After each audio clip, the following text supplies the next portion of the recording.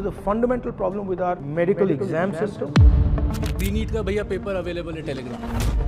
किसी को ट्रस्ट हो ही नहीं रहा कि ये पेपर लीक नहीं होगा। हमें तो लग रहा है ये भी हो जाएगा। कोई ऐसी बात नहीं है जो गारंटी कर रही है कि नहीं होगा। लास्ट मिनट पे हो जाएगा, फिर से वो तमाशा शुरू हो जाएगा। कोटा में तो सर हर दूसरे दिन सुसाइड हैं। कोचिंग सेंटर हैं, वो दबा देते हैं बात को, फिर उनके कैरेक्टर को जज किया जाता है कि बच्चे ने नशे की वजह से जो है सुसाइड किया है। 3 घंटे तक हमारी चेकिंग होती है, 2 घंटे बायोमेट्रिक में लेते हैं वो लोग, उसके बाद भी हमारी चेकिंग कर रहे हो। एक बार सिस्टम की तो कर लो। It is the government's responsibility to educate people. It is the government's responsibility to give people health care. That's my view. That's not the current government's view. Why don't they do it 5 times a year? At least that way, paper gets leaked, you stop it, but everybody doesn't get destroyed. You'll basically end up missing 1 year. So how are you feeling? What's the plan now? Sir main issue तो अब ये आ रहा है कि actually universities के exams चल रहे हैं, बाकी सारी एडमिशन्स ओपन है अभी, बट हमारा अब एग्ज़ाम आगे पोस्टपोन कर दिया गया है, तो we will not able to give university exams and travel cities. Oh, so you'll now miss the whole thing. Miss the whole thing, and if we give the exam on 21st of June, then batches of universities will start, colleges will start by then. So you'll basically end up missing 1 year. Missing 1 year, we have to take another drop for it if we are not selected. Sir मैंने 12th के बाद first attempt दिया था, but उस time पे भी paper बहुत hard आया था और बिल्कुल नॉर्मलाइजेशन नहीं था। बट अब मेरा ट्रस्ट ही नहीं है बिल्कुल कंडक्टिंग बॉडी पे कि मैं दोबारा एग्ज़ाम दूँ। तो अब कैसे मेरे को ट्रस्ट दिलाओगे कि मेरे को वापस अपने सपने देखने चाहिए? कंडक्टिंग बॉडी है वो खुद ऐसे अपना एक्सेप्ट तो नहीं कर रही है डायरेक्टली कि उन्होंने पेपर लीक करवाया।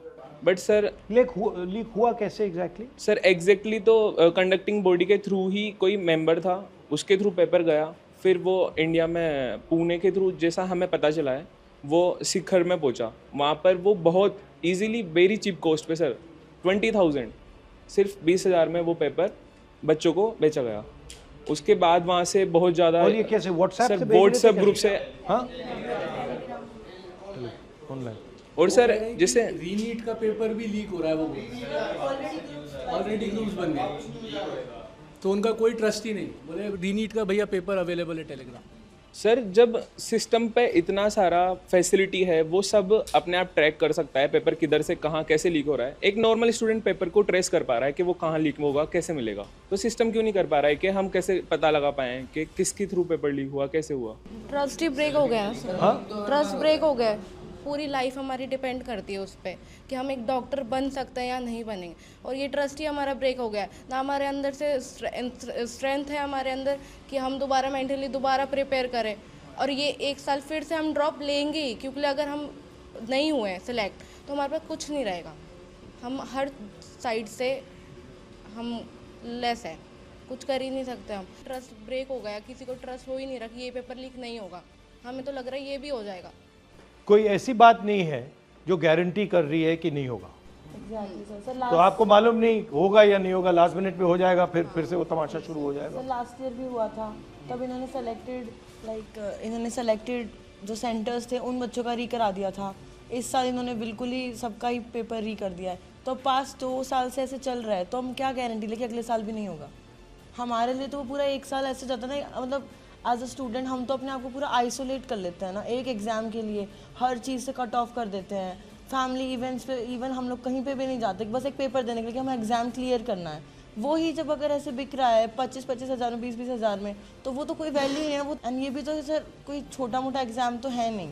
हम डॉक्टर्स बनेंगे, खुद भी सोचो, हम किसी हॉस्पिटल के डॉक्टर के जाते हैं, हम क्या सोच के जाएँ कि ये तो पेपर लीक वाला है, कैसे जाएंगे? अभी जयपुर ग्रामीण में एक फैमिली पकड़ी गई जिसमें पीछे 3 सिलेक्शन थे, पर इस बार वो पकड़े गए। उसके पिताजी ने पेपर खरीदा, उससे पहले 3 बच्चों का वो सिलेक्शन हो चुका था। अगर इस बार पेपर कंडक्ट सही से हो जाता या पेपर लीक नहीं होता तो वो तो डॉक्टर बन के घूम रहे होते। तो ये बड़ा इनका ये है। तो और कोटा में तो सर हर दूसरे दिन सुसाइड हैं, और ऐसी स्थिति बन गई कि कोटा वाले जो कोचिंग सेंटर हैं वो दबा देते हैं बात को, थाने से लेके और सब कुछ, फिर उनके कैरेक्टर को जज किया जाता है कि बच्चे ने नशे की वजह से जो है सुसाइड किया है, या फिर कोई उनका लव अफेयर की वजह से सुसाइड किया है। जो एक्चुअल बात होती है वो आती नहीं है, और ये सीकर में भी होने लगा है और कोटा में भी होने लगा है। लगभग यही नाम दिया जा रहा है। इतना ज़्यादा पॉलिटिकल प्रेशर है सरकार का वहाँ पे कि अगर थोड़ा सा भी मीडिया में आ गया तो बस पहुँच जाते हैं, डरा रहे हैं। हाँ बट दबाने से रिजॉल्व नहीं होगा ना, आप दबाते जाओ रिजॉल्व नहीं होगा, आपको रिजॉल्व करना है। सर जैसे टोटल मार्क्स 720 होते हैं, बट ये सारे एस्पिरेंट बैठे हैं, इनको पूछो कि अगर किसी की मैक्सिमम सारा सिलेबस आता है ना तो 500 प्लस वो चला जाता है। 500 से लेके सिलेक्शन तक सर उतना ही रहता है कि अपना एग्ज़ाम कैसे गया 3 घंटे, उस टाइम वाला वो मेन होता है सिलेक्शन में, कि अगर आपको सारा सिलेबस चाहे आता है, वो अगर 3 घंटे में अगर कुछ भी आपका ख़राब हो गया, टाइम वेस्ट हो गया या ध्यान नहीं लगा तो वो ज़ीरो हो जाता है। तो रीनीट देना मतलब सर एग्ज़ाम वापस नहीं है, तो पूरा सिलेक्शन प्रोसेस ही वापस हो गया।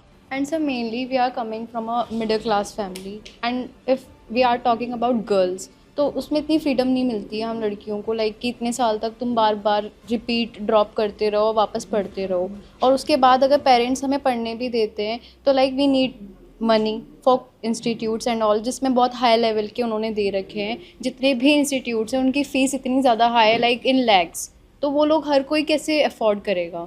और सेकंड थिंग कि हमें ये चीज़ मिल भी जाती है तो सेफ्टी नहीं होती, और उसके बाद अब हम वहाँ जाकर 3 घंटे पहले एग्ज़ाम के पहले खड़े हो जाते हैं, और उसके बाद 3 घंटे तक हमारी चेकिंग होती है, हमारा सब होता है, 2 घंटे बायोमेट्रिक में लेते हैं वो लोग, उसके बाद भी हमारी चेकिंग कर रहे हो, एक बार सिस्टम की तो कर लो। आप डॉक्टर क्यों बनना चाहते हैं?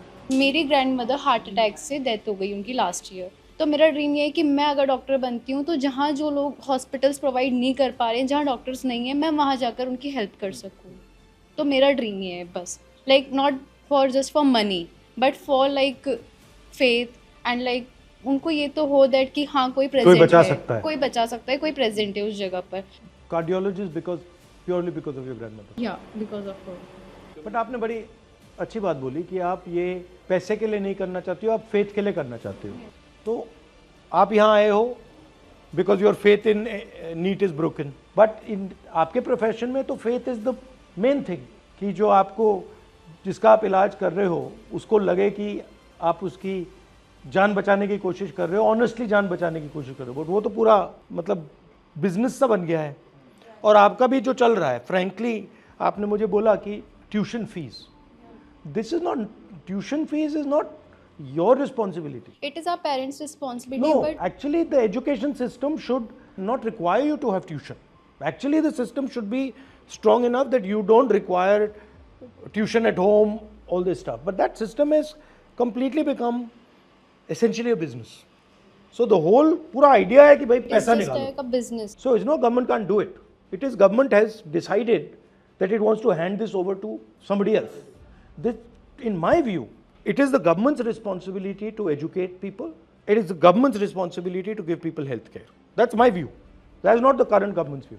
And sir, अगर प्राइवेट कॉलेजेस में लेते हैं तो like it's like everyone can not afford, right. 2.5 CR है 5 साल की वहाँ की फीस, तो इतना तो कौन अफोर्ड कर सकता है? Only the rich people can afford that. Private coaching में सर एक फिक्स्ड प्राइस रहना चाहिए, मतलब वो स्टडीज़ का। जैसे अभी सर एलन वगैरह में बहुत सारे में 140 फीस है, किसी की 130 है, तो मतलब एक फिक्स नहीं है, और ये सबके लिए कोई अफोर्ड कर नहीं सकता। बहुत सी बार बहुत सौ को लोन लेना पड़ता है पढ़ाने के लिए, वो सबसे बड़ा इशू है। There are certain people who are controlling the medical colleges. There are certain people who are controlling the exam system. These guys are friends with each other. There's huge money. This is a method to suck money out of you people. This is not a system to educate you about medicine. This is a system to suck money out of you people.